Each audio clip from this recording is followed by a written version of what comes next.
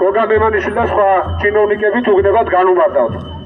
თქვენივე კანონით შეკრებიდან მანიფესტაციის შესახებ კანონით თანახმად თუ ხალხის საკმარისი რაოდენობაა და თქვენ ხედავთ რომ ხალხის საკმარისი რაოდენობაა გვაქვს უფლება ვიაროთ გზის სავალი ნაწილზე. ჩვენ საბადოთ რომ მარჯვენა მხარეს დავიკავებთ. თუ მუხლის განმარტება კიდათ ეხლა მოგახსენებთ რა.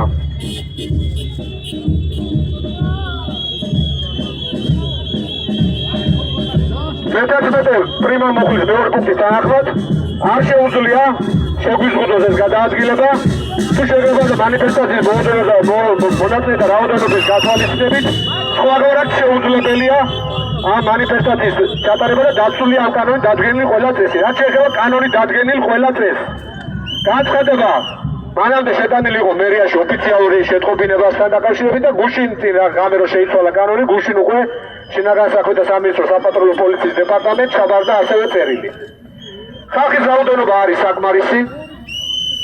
შეუძლებელია ამ კუთხით მანიფესტაციის ჩატარება ჩვეულებრივ მოხდეს მხოლოდ ტროტუარზე, უბრალოდ შეუძლებელია ხალხის რაოდენობა გამომდინარე.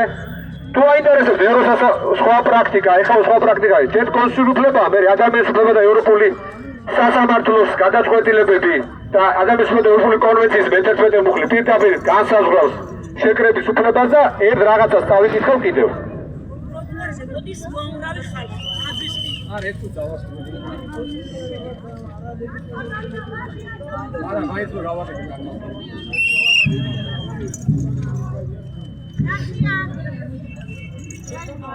საერთოდ ითვლება რომ ევროპული კონვენცია არის უფრო მაღლადრობი კანონი და ევროპული კონვენციის ამოხლის განმარტებისთვის ევროსასამართლოს პრაქტიკა გამოიყენება და ერთ-ერთ საქმეში წერია რომ მაგალითად სასკა უგრეთის წინააღმდეგ.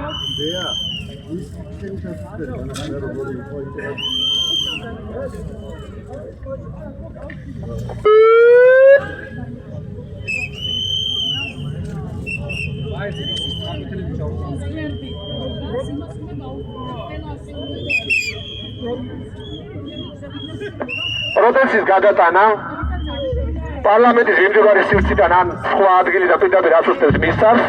ადგილი არის პოლიტიკური გზავნილის ნაწილი, ამიტომ მისი შეცვლის მოთხოვნა მე-11 მუხლის დარღვევაა. ბაზოვსკი პოლონეთის წინააღმდეგ გზის სავალი ნაწილის შეფერხების მიზეზით მარშრუტის შეცვლა არის არაპროპორციული ჩარევა, რადგან ქუჩების გადაკეთება და დისკომფორტი პროტესტის ბუნებრივი და მოსალოდნელი ნაწილია და არა აკრძალვის საფუძველი. ამიტომ სახელმწიფოს აქვს პოზიტიური ვალდებულება უზრუნველყოს მშვიდობიანი დემონსტრაციის ჩატარება.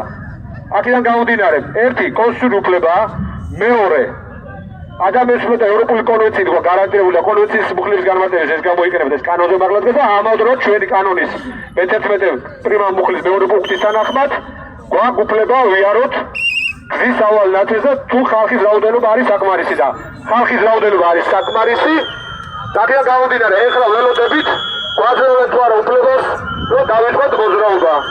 შევგავ დაველოდებით 5 წუთი და თუ არ გვექნება არანაირი ინფორმაცია ან სულობასა დავიწყებთ მარჯვენა მხარეს მშვენობას. მადლობა.